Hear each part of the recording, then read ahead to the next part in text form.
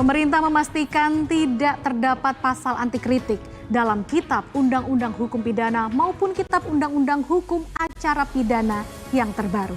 Kritik terhadap kebijakan dan pejabat publik tetap dijamin hukum sepanjang disampaikan tanpa unsur penghinaan.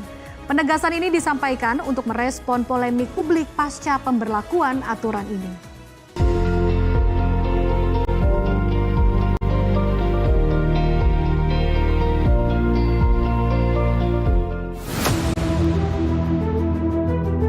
Pemerintah memastikan tidak ada satupun ketentuan dalam KUHP maupun KUHAP yang dapat digunakan untuk mempidanakan masyarakat hanya karena menyampaikan kritik terhadap pemerintah ataupun pejabat publik.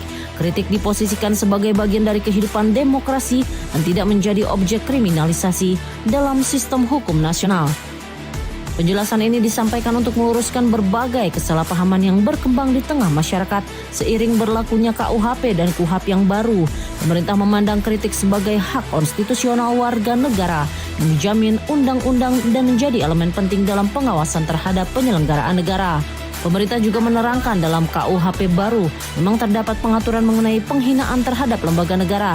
Namun ketentuan ini bersifat sangat terbatas dan hanya dapat diproses melalui mekanisme delik aduan sehingga tidak dapat digunakan secara sewenang-wenang untuk membungkam perbedaan pendapat ataupun kritik yang sah. Pasal 218 tentang tindak pidana penyerangan harkat dan martabat diri presiden, disingkat kadang-kadang tindak pidana penghinaan presiden, dan juga pasal 240 tindak pidana penghinaan terhadap pemerintah dan lembaga negara sebagai delik aduan, menurut hemat saya sekaligus menutup celah buat simpatisan, relawan, atau pihak ketiga manapun yang mengatasnamakan kepentingan presiden untuk membuat laporan. Jadi ditutup kemungkinannya. Karena apa? Delik aduannya adalah delik aduan absolut. Artinya untuk pasal 218 hanya presiden dan wakil presiden sendiri yang bisa membuat pengaduan.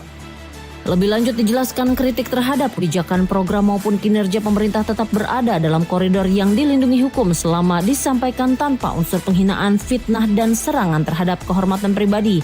Dengan prinsip ini, ruang kebebasan berpendapat tetap terjaga seiring dengan kepastian hukum. Kalau kritik malah kita harus bersyukur. Kalau saya dikoreksi, saya menganggap bahwa saya dibantu, saya diamankan.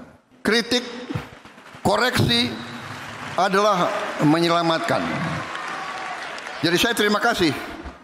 Kalau ada yang teriak-teriak, Prabowo ini mau hidupkan lagi militerisme. Wah, baru saya koreksi, apa benar? Oke, baru kita lihat. Panggil ahli hukum, panggil di mana? Ya kan, mana batas kepemimpinan yang terlalu otoriter. Sejalan dengan itu, pemerintah terus memperkuat upaya sosialisasi agar masyarakat memahami substansi KUHP dan KUHAP secara utuh.